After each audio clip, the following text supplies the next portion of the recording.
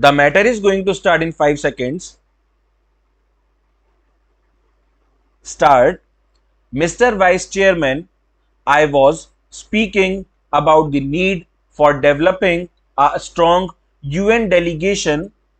I wish that the Honorable Prime Minister would give his attention to this aspect of the matter, particularly in view of the fact that in the next decade or two, politics all over the world would take on a complex character, and it is necessary that men are trained from now on for taking part in international affairs. In the UK and the United States, such delegations are built with men who have wide knowledge of international affairs, and there should be other qualification for a man to be included in such a delegation.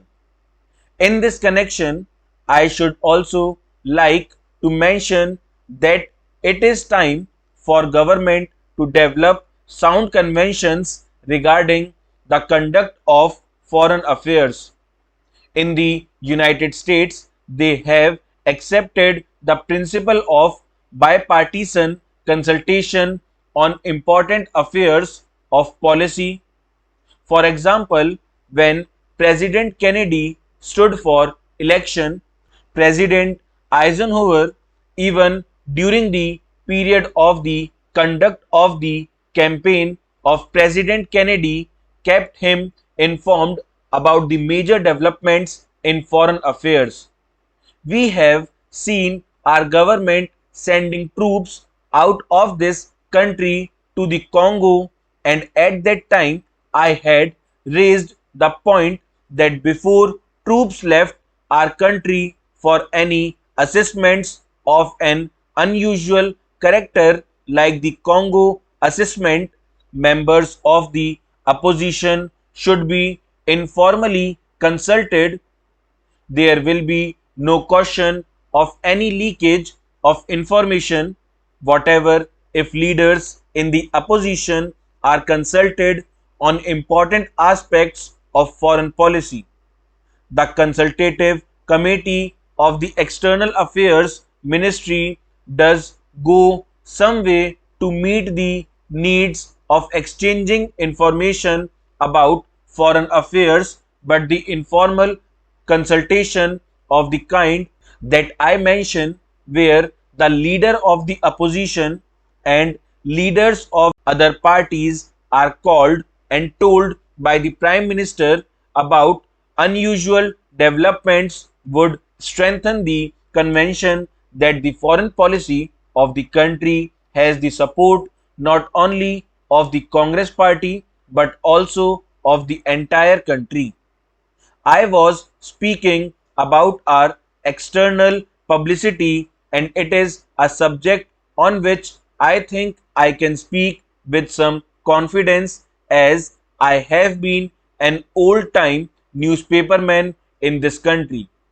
The material which is sent out to foreign countries is extremely scrappy and useless. There is included in these messages some statement of what this minister was saying somewhere. We are trying to give publicity to ministerial activities, and it is inevitable that some such publicity should be given because ministers are in charge of the government, but one abroad does not get a real idea of what is happening in the country. I would like to suggest for the consideration of the External Affairs Ministry that they should send a fortnightly assessment of what is happening in India, written dispassionately, not to please a minister or to highlight something that he has done, but to give an objective assessment of what is going on in the country. In the old days, when the British government was in existence, such fortnightly reports used to be sent by various state governments, and I think a beginning can be made in that direction in this matter. The other point I would like to suggest is that publicity is a complicated and technical matter.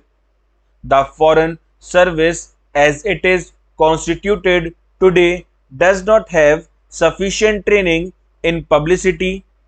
The Estimates Committee, which went into the demands of the External Affairs Ministry, mentioned about the methods of training which have been adopted, but since our foreign service men are not trained in publicity work, and one sees, for example, that a lot of confusion has arisen in the United States over Ambassador Nehru's statement. I think the External Affairs Ministry might well set up a committee of members of parliament who are conversant with external publicity and some newspapermen to advise the External Affairs Ministry from time to time. I do not think that the committee will ask for the information which is confidential or secret, but they can assist the newspapermen. There are a handful of competent men who would be willing to serve on the committee in an advisory capacity. They would be able to tell the External Affairs Ministry what should be done in order that our news publicity abroad is better.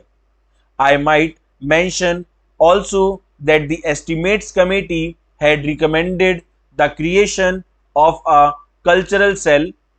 Sir, to my mind, we have also to be clear in our mind regarding the objective of rural industrialization.